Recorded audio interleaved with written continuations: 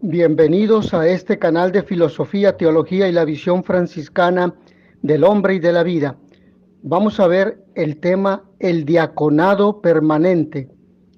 Desde los tiempos de los apóstoles surgieron hombres dedicados al servicio del altar, hombres de buena fama, llenos de espíritu y de sabiduría, y los pondremos al frente de este cargo, mientras que nosotros nos dedicaremos a la oración y al ministerio de la palabra.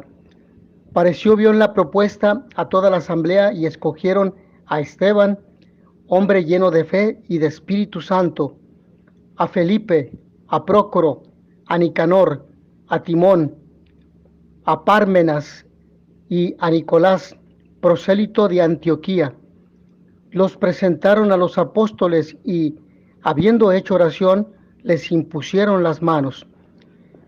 Esto lo encontramos en el libro de los Hechos de los Apóstoles, en el capítulo 6, versículos 3 al 6. Si bien los 7 no son llamados diáconos, la palabra con la que designan este servicio se repite muchas veces. Tal palabra en griego es diaconía, de donde derivará la palabra diácono. La imposición de las manos a la que hace referencia el texto bíblico es un gesto de comunión destinado frecuentemente a transmitir una función eclesial.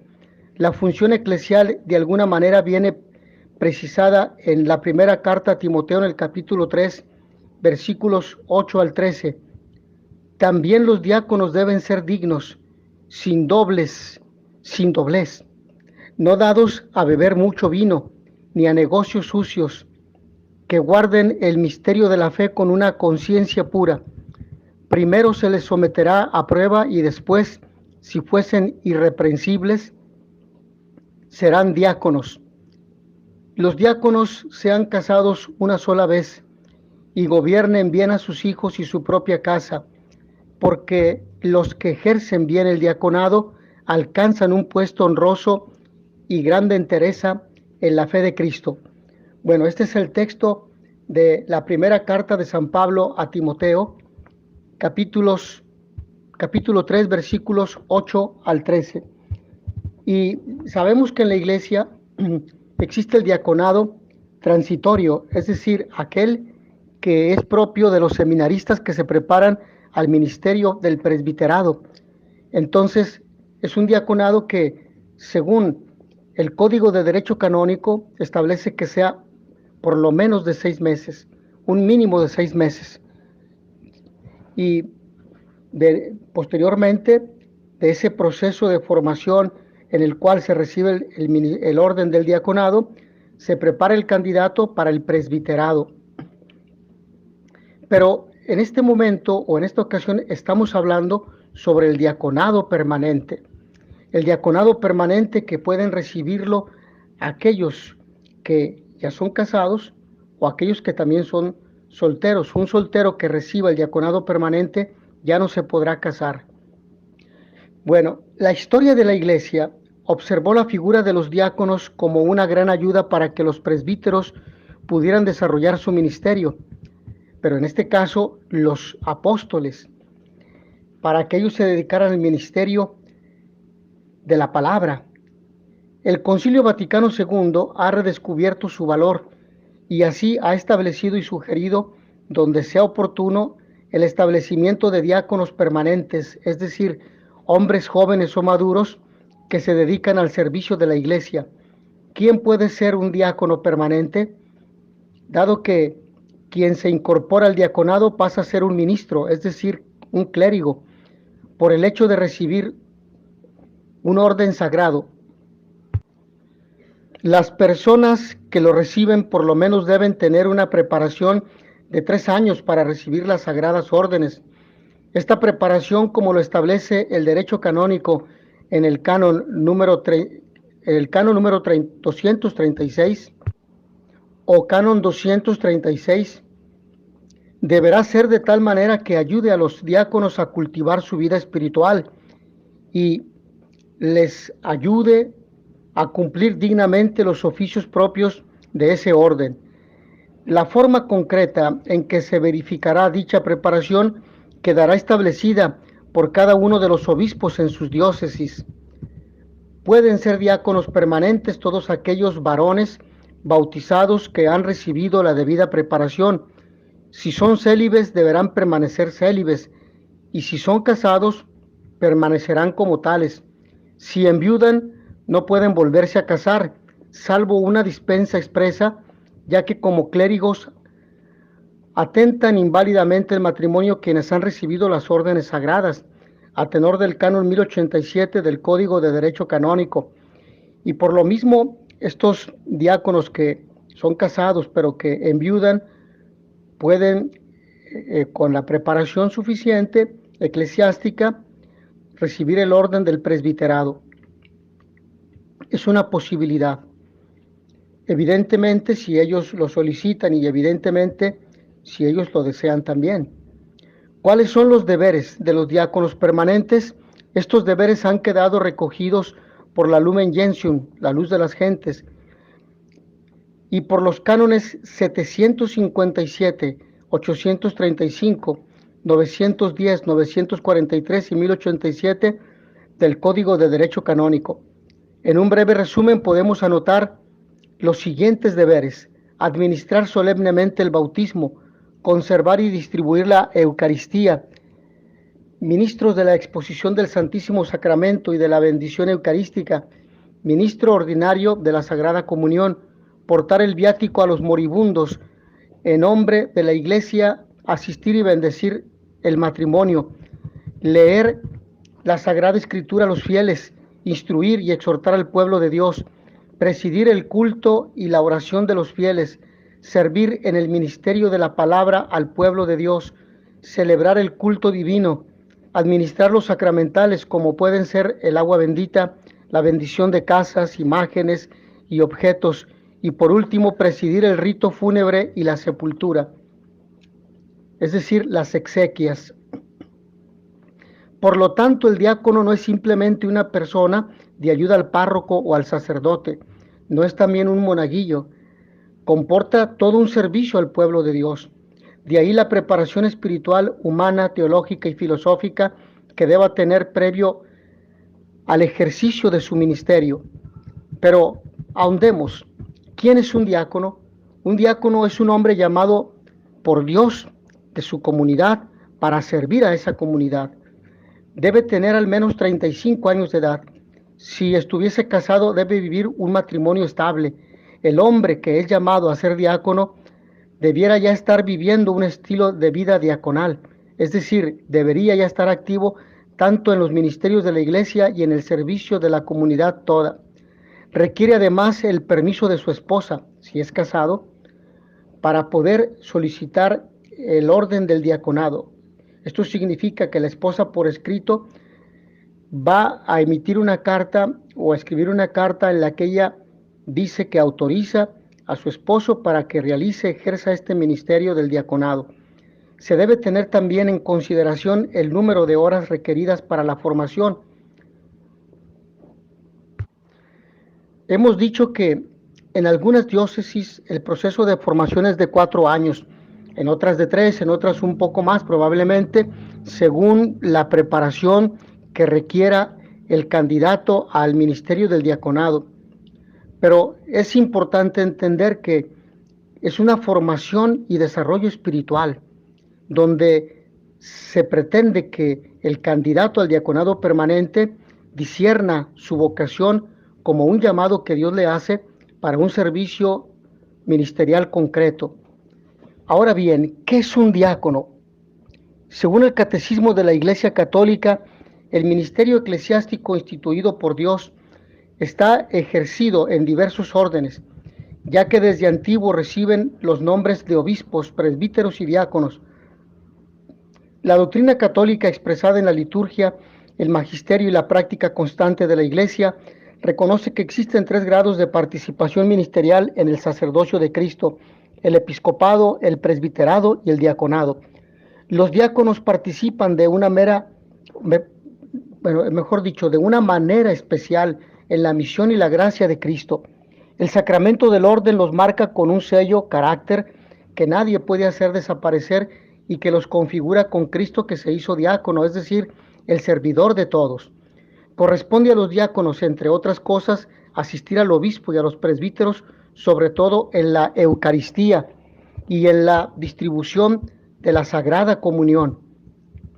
Asistir a la celebración del matrimonio y bendecirlo, proclamar el Evangelio, predicar, presidir las exequias y entregarse a los diversos servicios de caridad. El diácono es un hombre que ha recibido el primer grado del sacramento del orden. Se le han impuesto las manos para el ministerio, es decir, para asistir al obispo y a los sacerdotes, a los presbíteros en la predicación de la palabra. Hemos de entender que es una vocación a la caridad. También puede distribuir la comunión, la Sagrada Comunión, pero es una vocación que tiende a la caridad, al amor verso los hermanos, los pobres, los necesitados, las viudas, como precisamente se prescribe en el libro de los Hechos de los Apóstoles. Es una vocación al servicio, es una vocación a la unidad. El sacramento lo fortalece para que pueda desempeñar estas funciones que son esenciales en la misión de la Iglesia. Desde el punto de vista sacramental, el diácono puede bautizar, presidir el matrimonio, celebrar las exequias, leer el Evangelio y predicar en la celebración de la misa, distribuir la comunión y dar la bendición con el Santísimo Sacramento. Además, reza con la liturgia de las horas, por la que santifica la jornada, prestando su voz a la Iglesia que alaba al Padre. El diácono es, sobre todo, un reflejo vivo de Jesucristo, que no vino a ser servido, sino a servir. Ahora bien, ¿qué es el diaconado permanente? Al sacramento del orden pertenece el episcopado, el presbiterado y el diaconado, como ya lo hemos mencionado. El diaconado es, por tanto, el grado inferior del ministerio ordenado. Mediante la ordenación diaconal se entra a formar parte del clero y se recibe una misión y potestad eclesial, configurando al ordenado con Cristo servidor.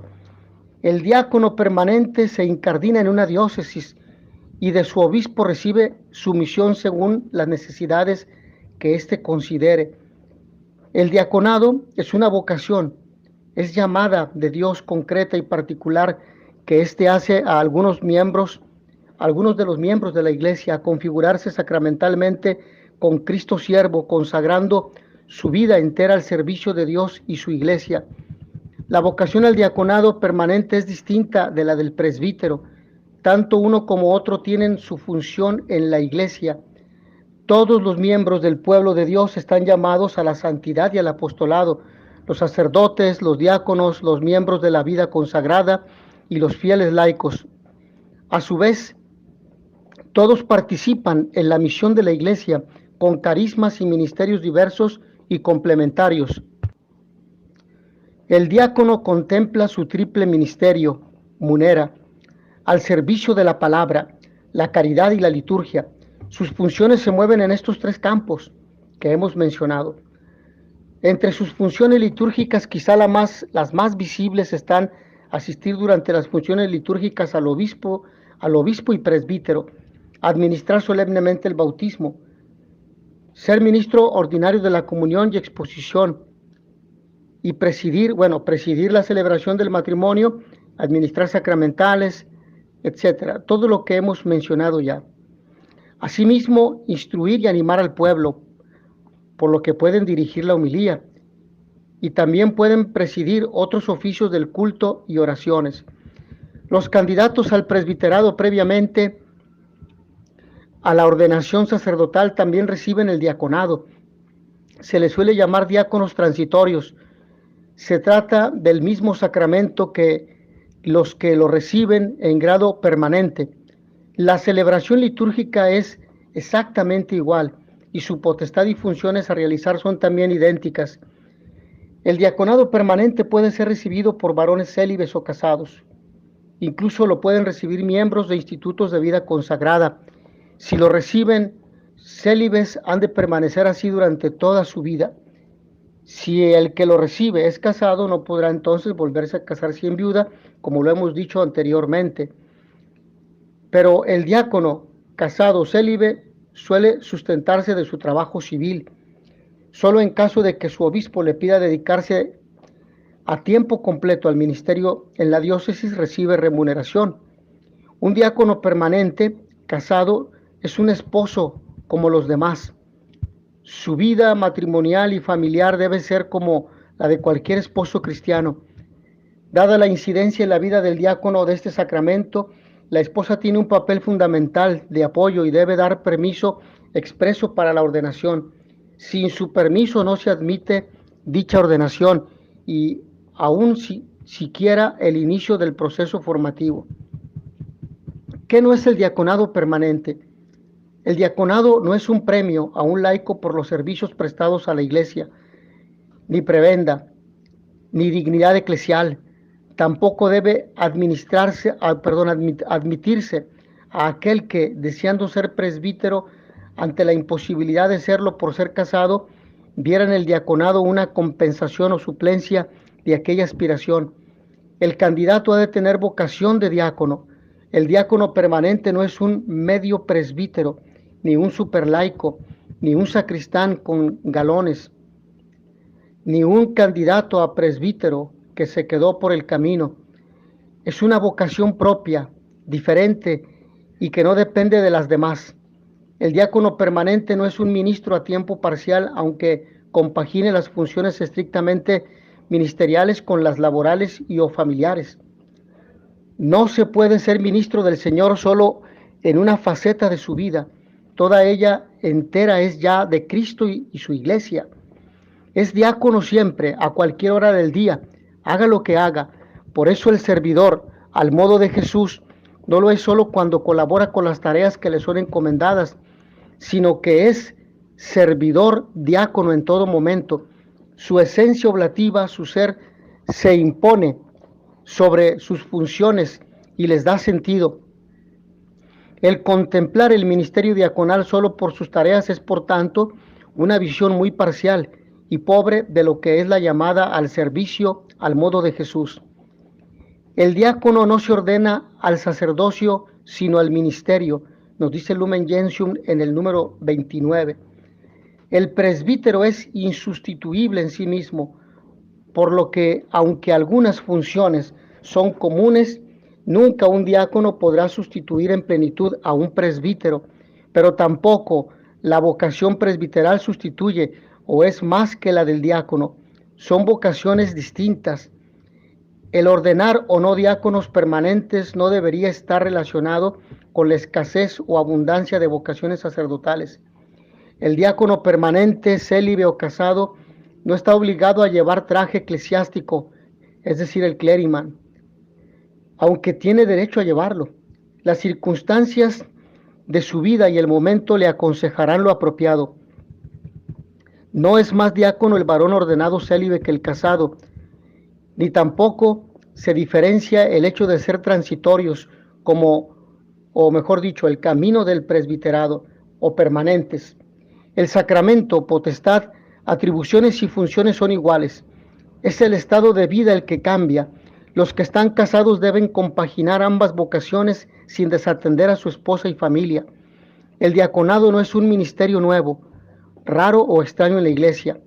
Ya lo hemos visto cómo en los Hechos de los Apóstoles aparecen los primeros diáconos, y esta narración en el capítulo 6, versículos 1 al 6. Fue restaurado, como lo hemos dicho también, como grado permanente en el Concilio Vaticano II, aunque en algunas diócesis del mundo no haya sido restaurado, por ejemplo en España. Por ejemplo, el caso de España, en España hay algo más de 400, pero en otros países su número es muy considerable. Por ejemplo, Estados Unidos unos 18,000, Italia unos 4,200, Alemania 3,200, Francia 2,500. Su número aumenta más y más en relación por ejemplo, a otras formas de vida consagrada o ministerio. Han pasado en el mundo de los 29,000 en 2001, por ejemplo, había unos 45,000 en 2016. Es un dato que tengo por aquí, según el anuario pontificio. Ahora bien, la vocación al diaconado permanente. Ante todo, es importante agradecer a Dios la vocación que da a la iglesia, la vocación y la misión de los diáconos. Es importante porque ha sido posible en nuestro tiempo por decisión del Concilio Vaticano II, que ordenó reinstaurar el diaconado permanente después de haberse perdido hacía siglos en la Iglesia Latina. El Concilio de Trento estudió la restauración de manera genérica, todos los órdenes inferiores al presbiterado, pero no pasó a la práctica. La restauración está en consonancia con la obra conciliar que se centró en la comprensión de la Iglesia, en la comunión de la comunidad de los fieles y de los ministros, en los ministerios sacramentales y su organicidad, en la dimensión sacramental y celebrativa de la Iglesia y en la escucha de la palabra de Dios que nos pone en el camino de la evangelización. La restauración del diaconado es coherente con la obra conciliar. Estoy convencido de que para que la puesta en marcha del diaconado en muchas diócesis proceda adecuadamente, es preciso comenzar sin rebasar los niveles de formación teológica, de preparación pastoral ni de vida espiritual, en consonancia con el sacramento del diaconado y su misión en la Iglesia y en el mundo, y en coherencia con la vida matrimonial y familiar de los candidatos. Por eso se requiere que esto inicie sólidamente, que inicie con una buena vocación, es decir, un llamado que venga de Dios, una respuesta por parte de la persona y por lo tanto una misión para el diaconado, para el ejercicio del diaconado permanente en la Iglesia, en las diócesis, y para estimular y formar las vocaciones al mismo. Por eso es ir poco a poco. El vuelo se levanta con dificultad, pero es preferible ir despacio que apresurar el paso y que después esto conduzca a un tropiezo y que la caída sea dolorosa y tarde en levantarse. Pero es verdad que ya es tiempo de que se ponga en práctica decididamente también este aspecto de la renovación conciliar, dado que el Concilio Vaticano II concluyó en 1965. La reserva para instaurar el diaconado permanente, o al menos la indecisión, se puede deber a la deficiente comprensión teológica, pastoral y espiritual de la relación entre función y acciones, por una parte, y entre sacramentalidad y misión de los diáconos, por otra. En la Iglesia no todo se resuelve con eficiencia funcional, o mejor, la eficacia santificadora y apostólica conlleva también los signos sacramentales. En la Iglesia, que es sacramento de salvación en Cristo, los sacramentos, que son inseparablemente signos e instrumentos de la gracia de Dios, tienen carta de ciudadanía especial. El ministerio del diaconado es ejercicio de la sacramentalidad de la Iglesia. No es simplemente cumplimiento de unas tareas sociales y comunitarias. La sacramentalidad une la fe y el amor cristianos con la realización de ciertas actividades relevantes para la edificación de la Iglesia. Es por ello también dinamismo evangelizador y no solo eficacia social y práctica. Con el Espíritu Santo, el candidato es incorporado por la autoridad competente al ministerio del diaconado, ya que la presencia y actuación del Espíritu Santo en la Iglesia, según la promesa de Jesucristo, realiza la eficiencia sacramental, y animado con la oración y la comunicación interior con el Señor, el diácono debe desarrollar el ministerio evangélicamente. Sin la oración, el diácono corre el peligro de convertir la misión en función. Es sacramentalmente alicorta la pregunta: si lo puede hacer un laico, ¿para qué entonces el diácono? Entonces, es importante comprender que la ordenación sacramental del diácono implica también la incorporación al orden de los diáconos como grupo propio y estable en la Iglesia, con unas competencias y tareas específicas.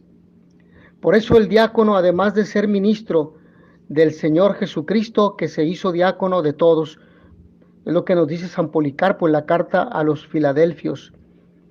Es también partícipe de un ministerio ejercido en la fraternidad y la comunión. Podemos decir que por el carácter sacramental es configurado con Jesucristo servidor. La tradición cristiana ha considerado al diácono como representante y signo de Cristo servidor. Tenemos una tarea muy importante por delante, lo que nos aconseja proceder con paso firme y decidido. Por una parte, y por otra, compartir con los demás las experiencias, los obstáculos y los aciertos del camino. ¿Cuáles son los ámbitos ministeriales concretos de los diáconos en la misión de la Iglesia? ¿Dónde despliega un diácono permanente su vocación sacramental y apostólica, sin reducciones ni incursión en otros campos? Como hemos perdido el hilo histórico en la Iglesia latina, debemos retomarlo con experiencias contrastadas en unos y otros lugares. Campos adecuados son la pastoral de la familia. Su condición de casado propicia este servicio por la experiencia, la pastoral de la salud, la pastoral en Cáritas, migraciones, etcétera. Sobre todo en zonas donde hay una gran afluencia de migrantes, personas que van en búsqueda de un sueño dorado o que van buscando no tanto eso, sino van buscando un espacio que les permita obtener la satisfacción de sus necesidades más fundamentales: trabajo, alimento, vestido, habitación para su familia. Un ámbito significativo puede ser la unidad pastoral, presidida por un presbítero y con la colaboración del diácono, asimismo con el apoyo de vida consagrada y laicos. La acción pastoral del diácono se debe desarrollar en comunión ministerial con el obispo y con su presbiterio, y en fraternidad bautismal con todos los cristianos. La genuina comunión eclesial integra la originalidad de cada ministerio, el respeto mutuo, la gratitud recíproca por otros servicios y la unidad de vida y apostolado en el cuerpo de Cristo. Sin la caridad humilde no es posible la edificación de la Iglesia con la participación de todos. Las regulaciones canónicas y normativas suponen siempre la dimensión escondida y vital de la caridad, como autorregulación de los carismas y del reconocimiento humilde de los demás. La comunión eclesial debe ser concorde y no pendenciera. Todos somos necesarios, nadie sobra y nadie es imprescindible. La misión no es confusión y caos, sino dedicación generosa y complementaria. Vamos hacia un punto primero, que lo vamos a llamar presupuestos en la vocación al diaconado. Antes de proceder a desarrollar lo que considero el cometido básico de esta exposición, quisiera referirme a 3 presupuestos que son fundamentales para nuestra cuestión. La vocación al diaconado permanente es una vocación de Dios dirigida a cristianos concretos para una misión en la Iglesia, y esta comporta 3 ingredientes. El primero es una llamada de Dios. El diácono no es autovocacionado, es decir, no se llama a sí mismo, es llamado por Dios. No podemos convertir la disponibilidad en llamada de Dios. Dios es siempre el que llama a la existencia, a la fe cristiana configurada eclesialmente, a los ministerios y otros carismas, y a la singular e intransferible vocación de cada persona, ya que Dios se anticipa, toma la delantera, nos aguarda. Como dijera el Papa Francisco, es Él quien nos llama primero. La iniciativa es de Dios, que nos amó primero, ya que toda vocación nace del amor de Dios. Por lo tanto, Dios te ha llamado al diaconado porque te quiere. Y si sientes este llamado, no tengas miedo, decirle a Dios que sí le sigues.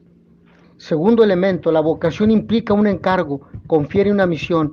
En la Sagrada Escritura vemos constantemente cómo Dios llama para confiar una misión. No somos espontáneos, sino enviados. La misión no es una conquista nuestra, sino un encargo otorgado por el Señor. La vocación no es un adorno personal, sino un servicio confiado. Ve, yo te envío, dice el Señor. Ni nos llamamos a nosotros mismos, ni nos conferimos a nosotros la misión. Más adelante explicitaré las funciones que se le encomiendan al diácono, pero es muy importante que no queden como desarraigadas de la sacramentalidad aunque ya he mencionado unas previamente. Número 3. Vocación, encargo y capacidad de autoridad para llevar a cabo la misión encomendada. En el caso del diaconado, el candidato recibe la autoridad por la ordenación sacramental.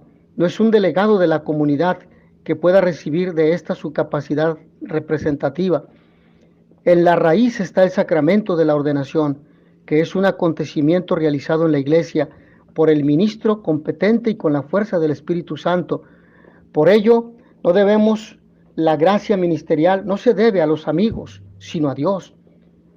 Como no son nuestros ni la Iglesia, ni la palabra de Dios, ni los sacramentos, ni la comunidad confiada, ni la vocación recibida, ¿qué debo hacer? Como se preguntaba San Agustín, para responder inmediatamente: ser fiel. Estamos llamados a actuar en todas esas direcciones con fidelidad. 3 dimensiones, por tanto, de la vocación diaconal: llamada de Dios, encargo confiado y autoridad conferida.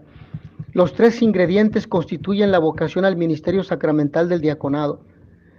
Vamos a un segundo elemento, porque habíamos dicho que son 3. Ya mencionamos el primero. Este segundo es el diaconado, tal como ya aparece en el Nuevo Testamento y fue vivido en la historia de la Iglesia. Significa básicamente 2 cosas: un ministerio eclesial concreto y una dimensión básica de la existencia cristiana. Todo cristiano está llamado a seguir los pasos de Jesús, el Hijo del Hombre, que vino no a ser servido, sino a servir y a entregar su vida por todos. La diaconía no es absorbida exclusivamente por el ministerio diaconal. Todo cristiano es servidor y su vida debe ser servicial. Y los ministerios de presbítero y obispo no desplazan hacia el diaconado la dimensión servicial. Todos son ministros, todos son servidores. La actitud de Jesús en relación con el servicio es totalmente nueva, comparada con el mundo griego. Es incluso revolucionaria, pues su valoración moral invierte la relación entre servir y hacerse servir. Él, siendo el mayor, está en medio de los discípulos como el que sirve, lo que dice Lucas en el capítulo 22, versículos 26 al 27. Vos autem non sic, que quiere decir: no será así entre ustedes. Es, según el padre Hauser, una de las novedades básicas del Evangelio. Ese texto y Lucas capítulo 17, versículo 8 reflejan la convicción de romper esquemas habituales y de introducir originalidad. Jesús, sirviendo en la mesa y lavando los pies a los discípulos, enseña otra manera de vivir, de actuar y de relacionarse con los demás. Y ese nuevo concepto de dignidad y de grandeza es vivido por el mismo Jesús. No es solo enseñanza y exhortación.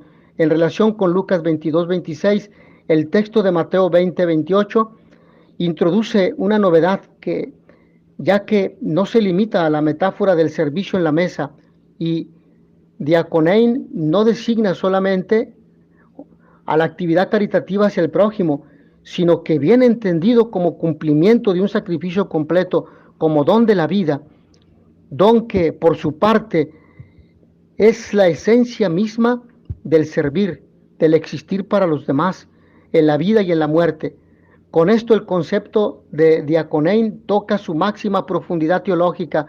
Esto que vale para Cristo en persona se convierte también en condición fundamental de Jesús para todos los discípulos, que para el seguidor de Cristo el servicio debe llegar hasta el ofrecimiento de la vida. Es demostrado irrefutablemente por el precedente Juan 12:25. Servir al prójimo, a Cristo y a Dios es una sola cosa: la comunión con el Padre, que deriva de ahí y es el premio de ese servicio sacrificial. La expresión proexistencia de Heinz Schurman tiene su fundamento aquí. En estos lugares neotestamentarios alcanza su cumbre el sentido evangélico y cristiano del servicio que debe caracterizar toda vida cristiana.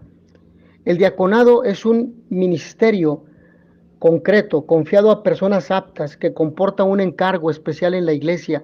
Además nos recuerda en cuanto sacramento de Cristo Salvador o de Cristo servidor, ¿sí? Sacramento de Cristo servidor, que debe vivir siempre como servidor. Todos debemos vivir como servidores. Nuestra llamada no es al señorío, según el mundo, sino a la servicialidad, según el ejemplo y la vida entera de Jesús, que siendo rico se hizo pobre por nosotros. Dice San Pablo en la segunda carta a los Corintios, en el capítulo 8, versículo 9, que siendo igual al Padre en dignidad se hizo obediente hasta la muerte de cruz, y que siendo el Señor lavó los pies a los discípulos. La servicialidad hunde sus raíces en el corazón del Evangelio. En las cartas pastorales, diaconein significa actuar como diácono. Hay determinadas tareas en la comunidad que son llamadas servicios. El servicio del Evangelio, el apostolado, el servicio de evangelista y las obras de caridad.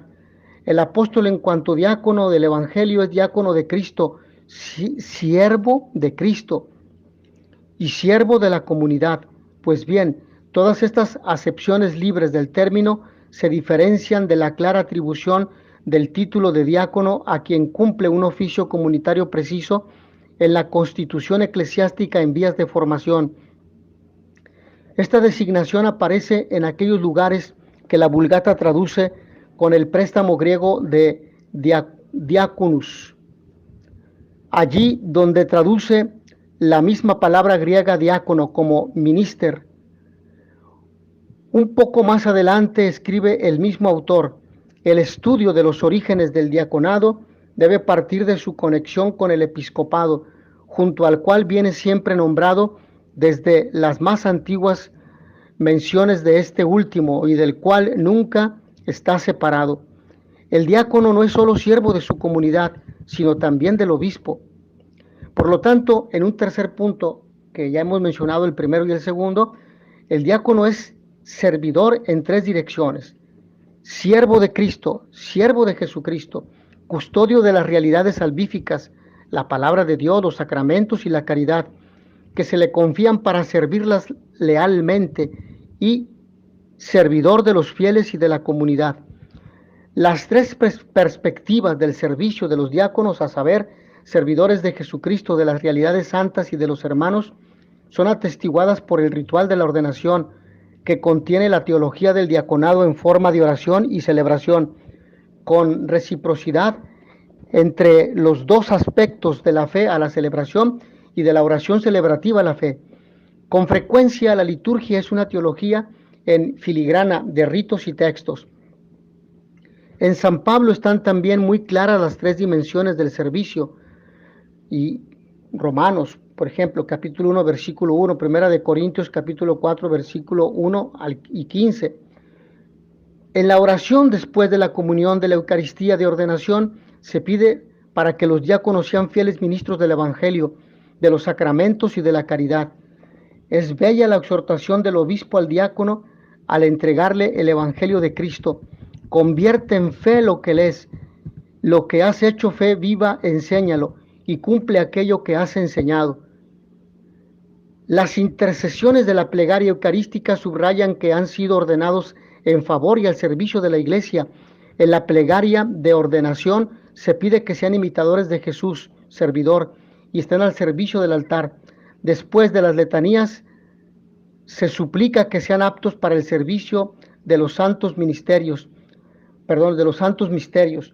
y la prex ordinationis pide para ellos estilo de vida evangélico, amor sincero y solicitud por los pobres y enfermos. La homilía que se ofrece como ayuda a quien preside la ordenación contiene bellas expresiones en las tres direcciones. Ayudarán al obispo y a su presbiterio en el anuncio de la palabra, en el servicio del altar y en el ministerio de la caridad, mostrándose servidores de todos. La comunidad cristiana debe reconocer en los diáconos verdaderos discípulos de aquel que no vino para que le sirvieran, sino para servir. En su condición de diáconos, es decir, de servidores de Jesucristo, que se mostró servidor entre los discípulos, sirvan con amor y alegría tanto a Dios como a los hombres. Muéstrense sin mancha e irreprochables ante Dios y ante los hombres, según conviene a los ministros de Cristo y dispensadores de los santos misterios. No se dejen arrancar la esperanza del Evangelio, al que deben no solo escuchar, sino además servir. La homilía termina con unas palabras del Evangelio Muy bien, eres un empleado fiel y cumplidor. Pasa al banquete de tu Señor, que confiamos en que el diácono escuchará el último día al ir al encuentro del Señor. Vamos a un segundo punto, que son las funciones del diácono, que ya habíamos mencionado, pero que ahora vamos a ahondar. La restauración del diaconado como ministerio propio y estable por el Concilio Vaticano II tiene puesta la mirada tanto en los primeros siglos de la Iglesia para percibir su originalidad, servicios y peligros, como en la situación actual de las diversas regiones de la Iglesia y en su posible aportación específica. No se trata ni de copiar arqueológicamente el pasado ni de introducir una novedad mecánica en nuestro tiempo. Por ello es necesario estudiar las funciones tradicionales del diaconado y al mismo tiempo estar abiertos a las experiencias que vayan asentándolo vitalmente en la actualidad. ¿Cuáles son las funciones del diácono? Según Joseph Lecuyer, autoridad reconocida en la materia, son 4: servicio de beneficencia material, servicio litúrgico, heraldo del evangelio y servicio del obispo o del presbítero, mejor dicho. Vamos a la primera, que es servicio de beneficencia material. Quizá necesitemos purificar la expresión beneficencia de adherencias históricas que pueden haber desacreditado la palabra, como si se encubriera la injusticia o sustituyera a la justicia. Se trata de hacer el bien, como benevolencia significa querer bien, y como benedicencia es hablar bien. El verbo disconein significa en el Nuevo Testamento servir a las masas. A partir de ese significado, que lo encontramos en los evangelios sinópticos, Mateo, Lucas, Marcos, la palabra se extiende a cualquier forma de beneficencia. Es indudable que el sentido primitivo permanece ligado a la función del diácono en la iglesia. Este está ordenado ante todo para el servicio de la misericordia corporal hacia los pobres, los enfermos, los débiles, los huérfanos y todos aquellos que tienen necesidad de ayuda de la comunidad. Es el órgano habitual del que se sirve la iglesia para ayudar a los necesitados que recurren a la ayuda fraternal de la comunidad cristiana. Lecuyer recoge una hipótesis sugerente que relaciona las palabras de Santiago capítulo 2 versículos 15 al 16. Si un hermano o una hermana andan desnudos y faltos del alimento diario, y uno de ustedes le dice, vete en paz, abrígate y come, sáciate, pero no le da lo necesario para el cuerpo, ¿de qué le sirve? Y la despedida pronunciada por el diácono al terminar la celebración eucarística, según la tradición litúrgica, vayan en paz. El auténtico vayan en paz requiere cuidar también del indigente. Tendríamos aquí una alusión directa al papel del diácono en el servicio de beneficencia de la comunidad. La despedida, vayan en paz, no significa desentenderse de los demás, sino comprometerse con ellos. Entramos en el templo para adorar a Dios y salimos para servir a los hermanos. Según la tradición apostólica de Hipólito, el diácono tiene la obligación de visitar a los enfermos y ayudarles con recursos de la comunidad, igual que a las viudas. Se trata de ir al encuentro de las personas desprotegidas, indefensas, necesitadas o dependientes. En la Sagrada Escritura, huérfanos y viudas son como el paradigma de los necesitados. El diácono debe acoger a los extranjeros que vienen a la comunidad, recoge las limosnas de los fieles y las distribuye.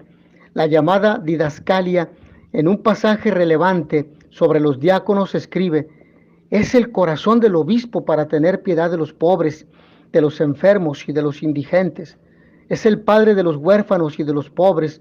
No se trata tanto de mostrar su alma compasiva, cuanto de actuar en nombre del obispo que preside la comunidad. Aquí hay una fuente de inspiración para la actualización del diaconado permanente. Pasemos al segundo aspecto, que es el servicio litúrgico. Este campo también ha sido recordado en la restauración del diaconado.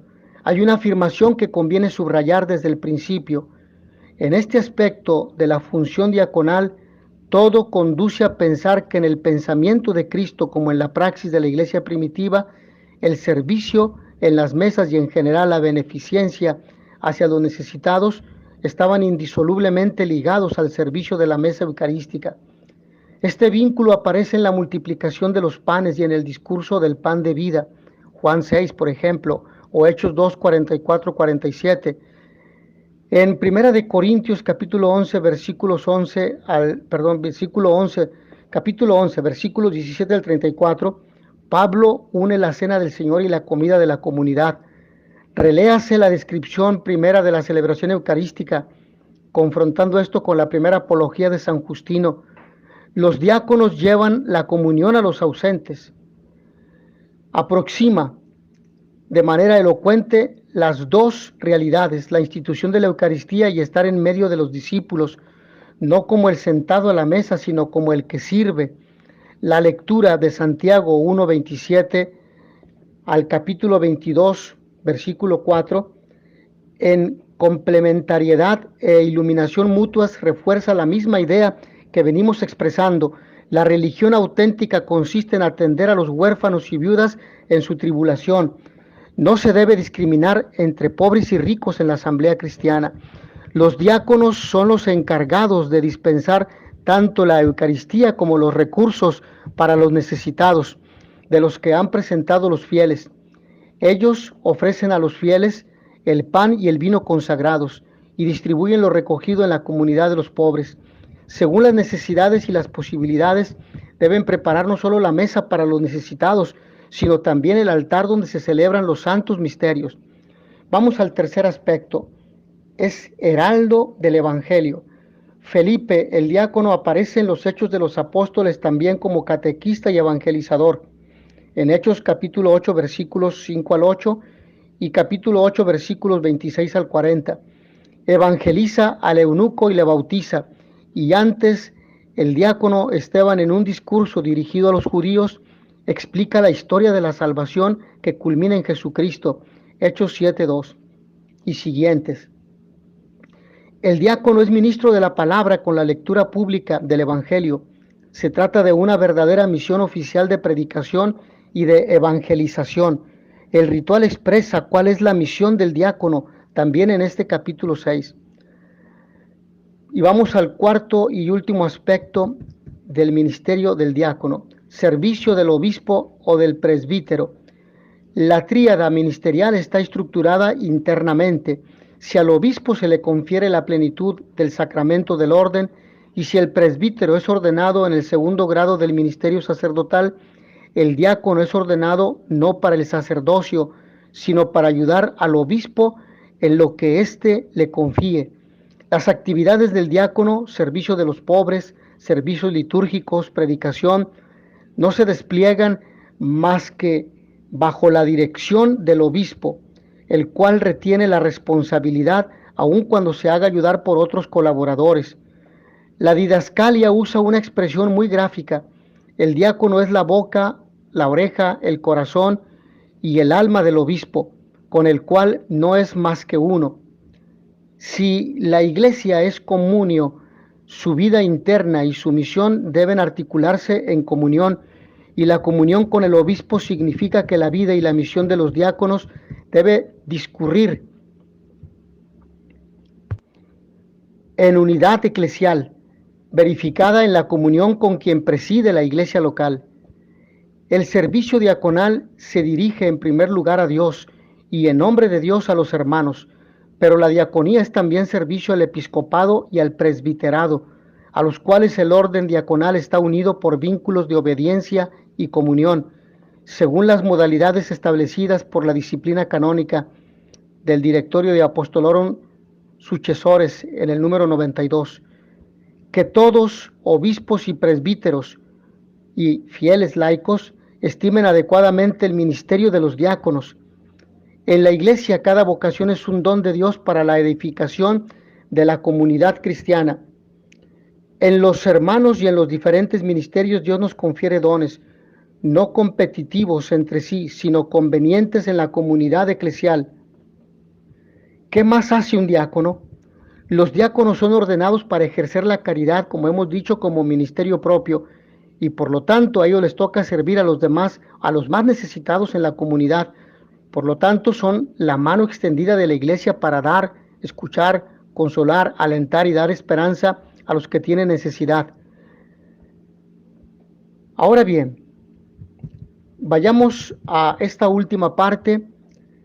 Poco a poco se va restaurando en la iglesia este primer grado del orden sacerdotal y vamos descubriendo que son una colaboración efectiva en la pastoral de las diócesis y de cada parroquia. No han sido reinstaurados para suplir al presbítero, sino para colaborar con el obispo en una pastoral propia, la caridad. Por lo tanto, la iglesia necesita de diáconos y en las parroquias se pide frecuentemente por las vocaciones al sacerdocio y a la vida religiosa. Ahora debemos añadir nuestra oración para pedirle a Dios vocaciones al diaconado permanente.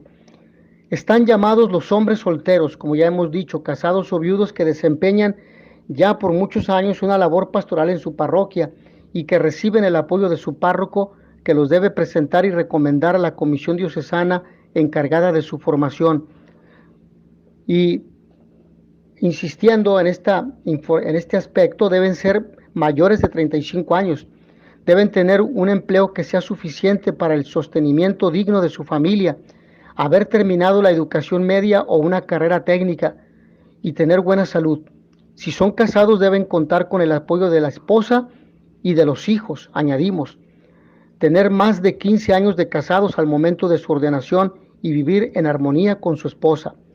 Deben tener tiempo para asistir a la formación que se les ofrece. Esto es fundamental en lo que se refiere al diaconado permanente. Hasta aquí, en este tema, agradezco a todos ustedes su amable atención. Nos vemos en la siguiente sesión. In notitia veritatis proficere pax et bonum.